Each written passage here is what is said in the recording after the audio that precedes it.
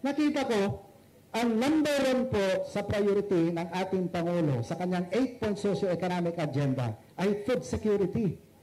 At ang number one na kailangan ng food security ay irigasyon. So nadala ko ang aking kakulitan. Ano po? Sabi ko sa DBM, DBM, ito naman ang number one na priority ng ating Pangulo. Sabi niya, kasi utos ni Presidente sa kanya, tulungan natin ang NIA. Sabi ko, dagdagan mo ang ating budget. Pero alam niyo po, ang bureaucracy kasi minsan, kung ang budget mo, kasi dati 40 billion lang tayo, 39 nga eh. Dadagdagan ka lang ng 1 bilyon. Sabi ko, patay na tayo dito. So, alam ko naman eh, bilang dating mayor, ang sunod mo na pag-asa ngayon ay ang ating mga congressman. Mapalad po tayong mga magsasaka. Dahil nung kausapin ko ang ating speaker, sabi ko sa kanya, Sir, ito naman ang utos ng ating presidente. Pwede ba dagdagan mo ang budget ng NIA? Pero nyo, from 40 billion, ginawa niyang 80 billion kasi gusto niya kayong tulungan na ating mga magsasaka. Pero, may pero eh. Bicameral po tayo. Dalawa, isa sa Congress, meron pa po tayong Senado. Eh, sa sawimpalad po, nung kami napunta ng Senado, yung dinagdag ni Speaker na 40 billion, tinanggal na po Speaker. Pero, dito mo makikita ang puso ng ating House Speaker. Pinaglaban niya sa BICAM. Ano? Sabi niya, hindi. Ito ang utos ng ating presidente. Ibalik natin yan. So yung nawalang 40 billion, na ibalik ni Speaker yung 30 billion. Ito yung ginagamit natin sa ating mga solar pump projects. Palakpakan natin. Hindi ho pwedeng hindi ko ikwento sa inyo eh. Kasi dapat nating malaman, sa social media ngayon, ang dami kasi, dapat malaman ninyo kung sino talaga ang nakakatulong sa ating mga magsasaka. Di ba? So, yun po ang katotohanan. 2024 yun. Eto na naman ang 2025 funding natin. Ang ginawa na naman ng DBM, imbes na magsimula ang NIA sa 70 billion na pondo, kasi yun yung GAA natin, binalik na naman sa 40 billion, 40 billion. Iyak na naman ako. Sabi ko, kay Presidente, tulungan mo na naman ako kay Speaker. So, kinausap naman natin po si Speaker. At hindi lang 40 billion ang dinagdag ng ating Speaker sa ating 40 billion. Ginawa niyang 90 billion ang budget ng NIA sa 2025. Kita niyo? Pero, nung napunta na naman sa Senado, tinanggal ulit yung dinagdag ni Speaker. Ito na naman, pupunta naman sa BICAM. Ay, sabi ni Speaker, hindi pwede yan. Kailangan nating tulungan. Nakita ko, sabi niya, ang halaga ng ating mga proyekto na yan. Nakita niyo naman, kung alam niyo, sa buong bansa na aking pinupuntahan, yung pasasalamat mo kanina, Apong Bert, ganon din ang pasasalamat ng lahat ng magsasaka na tulungan ng ating solar pump projects. Kasi alam niyo po, ang totoo, kahit magtatambling ako sa harapan ninyo, kung wala namang budget, ang totoo niyan, Mr. Ambassador, for 5 years that you've been planning this project, right? 5 taon nang pinaplano ng Israel po ito na tulungan tayo. Pero wala naman pong pundo. Kahit magtatambling ako dyan sa harapan nyo, wala akong magagawa kung hindi tayo tutulungan, kung hindi po tayo tinulungan ng ating panauhing panggangal. So, bigyan po natin ng malakas na balakpak si Speaker Ferdinand Martin G. Romualdez, sir.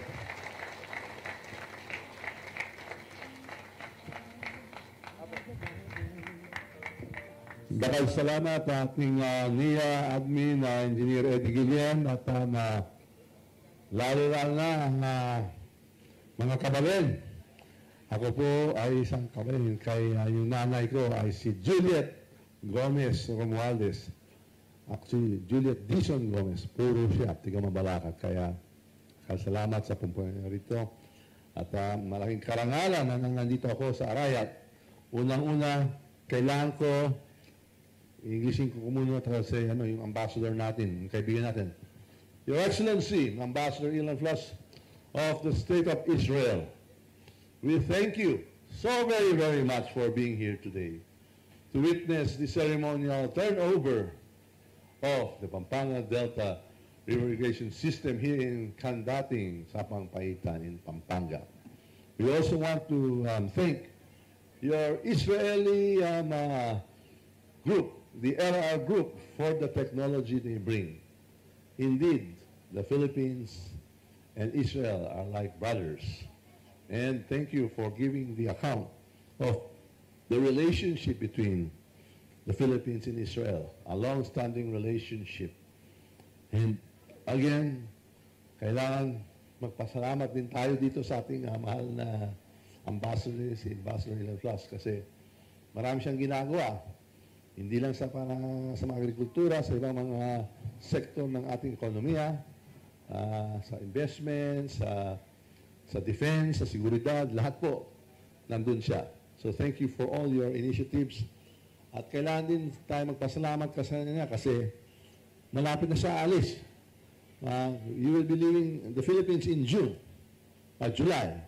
So we bid you farewell, shalom, to our dear friend now, the Ambassador Ilan Flas. Thank you for being here today.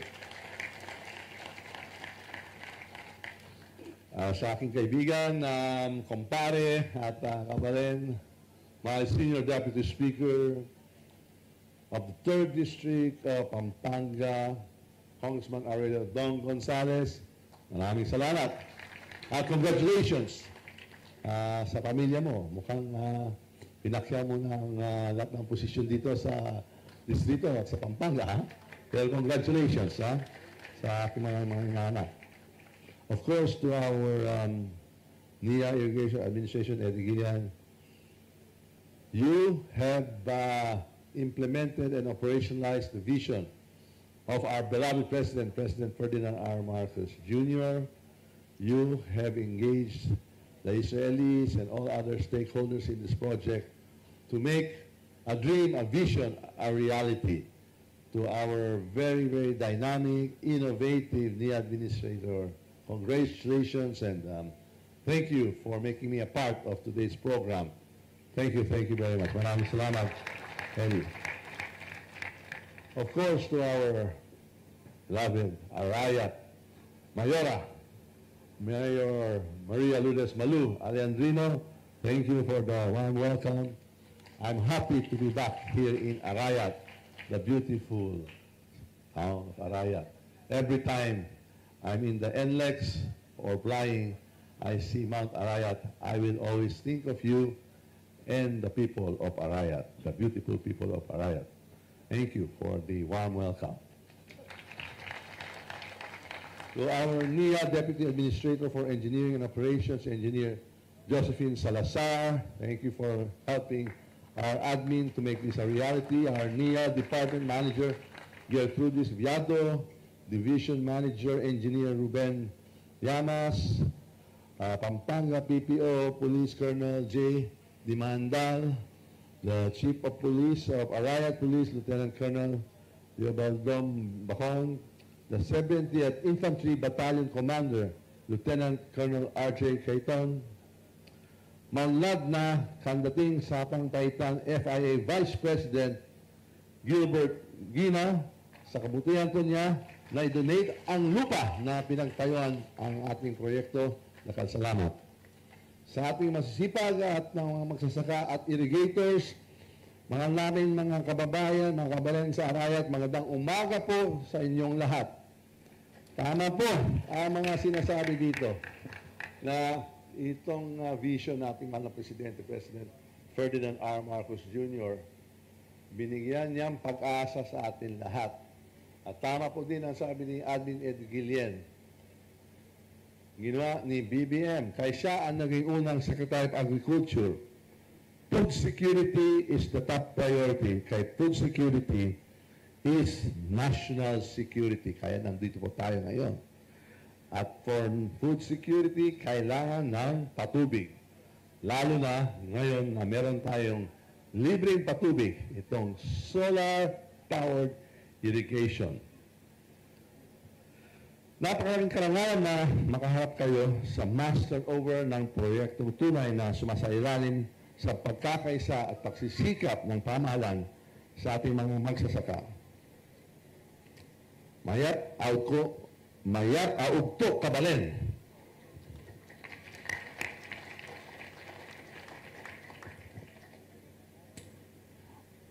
Nung bata pa ako, madalas kami pumupunta dito ng nanay ko. Tiga Mabalakid yung nanay ko.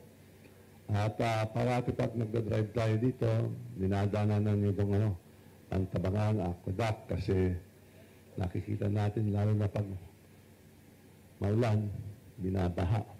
Pero parati sinasabi ng nanay ko, kaya sabi niya, parang hindi lang rice granary, pero may mais dito at saka sa lupa nila sa Mabalacat, may asukal, may tinatanim ng asukal. Lagi, pag umulan, sinasabi ko, Mama, nakakatakot, bumabaha na naman. Pero parati naman sinasabi sa akin, hindi. Mahalaga ang tubig. Kasi pag walang tubig, mahirap. Walang nanging tatanim, wala tayong inaani. Kaya, napaka-importante yung tubig. Problema, alam mo na natin, hindi naman araw-araw may ulan. Kagaya po ngayon, medyo mainit, dry season, summer, at kaya kailangan talaga itong programa na itong ng NIA. Napakahalaga kaya. Kaya ako, parati pag nandito ako, iniisip ko talaga yung mga sinasabi ng ating mahal kong nanay. 89 years old na siya, magiging 90, at sinabi ko sa kanya, nung linggo, nung kumakain kami ng ng hapunan, sinabi ko, Mama, pupunta ako sa Arayat. At bibisitahin ko yung mga kabalen, kay may turnover ng patubig. Sabi niya sa akin, tama yan, mabuti. Tinutulungan mo yung mga irrigators ang mga magsasaka. Napakahalaga ang trabaho nila. Kaya kung wala po sila, yung magsasaka, wala tayong kakainan. Kaya, dapat nandun ka, dapat gawin mo lahat. Yung mga ginagawa mo sa House of Representatives na budget, ilaan mo ang budget para tulungan mo ang mga irrigators ang magsasaka para gawin mas maulan at mas lalago ang kanilang anhit para sa buong Pilipinas. Tama po ang sabi ni engineer. Kakain tayo 3 times a day, may merienda pa. At dami po sa iyo, yung mga magsasaka, mga irrigators. Kung wala po kayo, wala tayong lahat dito sa Pilipinas. Kayo may papakain sa ating lahat. Kaya ako po nagpapasalamat, ako po nagpapasalamat sa iyo. Nandito po tayo para buksan hindi lang isa, hindi lang dalawa, kundi hindi 20 solar powered pump irrigation projects or SPIPs. Sa tulong na niya ng pamahalang bayan ni Mayor Malu at nung buong suporta ni Pangulong Ferdinand R. Marcos Jr., may sapat na ngayon patubig para sa aabot sa 15 ektaryang palayan dito sa Kandating gamit at malinis at libreng enerhiya ng araw. Bukod dito, binubuksan din natin ngayon ang 7 bagong solar irrigation sa Nueva Ecija, isa sa Bataan, isa sa Bulacan, at 10 sa Zambales. At hindi po natatapos dyan. Kasama rin ang nating binubuksan ang 2 augmentation project sa Tarlac na lalong magpapalakas sa irigasyon. Sa 22 solar-powered irrigation systems na yan, aabot na higit 500 hektarya lupaing sakahan at mapapatubigan nito sa kabuuan na magbibigay ng benepisyo sa daan-daang pamilyang magsasaka. Isang malagang hakbang ang pagbubukas ng ganito karaming solar irrigation sa Region 3 o Central Luzon na kilalang bilang Rice Granary ng Pilipinas. Noong 2024, Central Luzon ang nag-ambag na pinamalaking bahagi, 238.51 billion pesos or 13.7% sa kabuuang halaga ng agrikultura at pangingisdaan ng bansa, batay sa datos ng Philippine Statistics Authority. Hindi pa malayong lalo pang uunlad at lumaki ang produksyon sa mga susunod na taon by the power of the sun, dahil po lang yan sa araw. Dito lamang po sa Aray, ramdam ng benepisyo ng solar irrigation, lalo sa upland at matarik ang lupain dito na kadalasan mahirap maabot ng traditional irrigation systems. Salamat kina Ambassador Flus, thank you Ambassador Flus, at sa LR Group. Ang mga pump na ito ay hindi lang basta malakas magbuga ng tubig, konektado dito sa moisture sensors, automatic drip lines, at cloud dashboard. This is the future of agriculture assisted by AI or artificial intelligence to enhance productivity. Ito ang sinasabi na digital farming.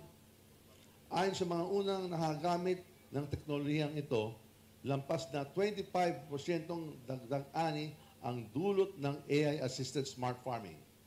Matibay, moderno, at pangmatagalan. Thank you to the ambassador for bringing the LR group here. I understand there's 15 years warranty for these systems, no? I think the solar panel. But the system, I understand, is good actually for 30 years. We just replace the panels every 15 years. Thank you for Israeli technology. Magaling talaga ang Israeli, matibay talaga. Thank you. Thank you. Sa kabuuan, layunin ng Pangulo na i-solar irrigate ang 180,000 hektarya ng mga bukirin at makadagdag ng 1.2 million metric tons ng palay taon-taon. President Ferdinand R. Marcos Jr., maraming salamat po sa hindi matatawarang suporta ninyo sa ating mga magsasaka at sa paniniwalang kayang makipagsabay ng Pilipino sa pinakamahusay ng teknolohiya sa buong mundo. Palakpak po natin ang mahal nating Presidente. Mabuhay po kayo, BBM. Nalalapit na ang araw na dadami ang gaya ni Apong Bert Gina. Thank you. Kasama natin siya ngayon na dati gumagasta ng 25,000 pesos hanggang 30,000 pesos bawat taniman sa diesel. Ngayon, naipon na niya iyon para sa pag-aaral ng mga apo niya at dagdag puhunan. Maraming salamat sa donasyon, maraming salamat sa tulong at binibigyan mong pag-asa sa atin lahat. Katatapos lamang ang halalan kung saan muli pong nakamit ng lakas CMD ang supermajority ng Kamara. Bilang inyong speaker, sisiguruhin kung may budget, may pondo para sa tuloy-tuloy na pagpapatayo ng solar irrigation. Sisiguruhin ko natin na hindi tinitipid ang ating mga magsasaka. Yung mga istorya ni Admin Eddie Guillen, totoo lang yan talaga. Maraming talagang challenge sa proseso sa budget, pero asahan mo, meron kayong isang speaker, isang kabalin, pangalan Martin Romualdez, ipaglalaban natin ang NIA, ang magsasaka, ang mga irrigators. Huwag kayong magalala. I will be your champion. Ipaglalaban natin kayo lahat. Dahil sa naniniwala akong sa tulong ng solar irrigation, smart farming, pagpapaunlad ng ating agrikultura, may babalik natin ang lakas ng produksyon ng pagkain. Asahan natin, yung aspirational natin, yung kagaya ng tatay ni Presidente Ferdinand R. Marcos Jr., yung hangarin po natin ay magiging self-sufficient, hindi lang sa rice production, pero sa food production. Sa pamamagitan ng ating mga bagong irrigation systems, posibleng lumaki sa kasalukuyang 3.48 million metric tons na yearly production ng palay sa Central Luzon ng lampas na 4 million. Pag nangyari yan, domino effect ang magiging resulta sa paglaki ng produksyon.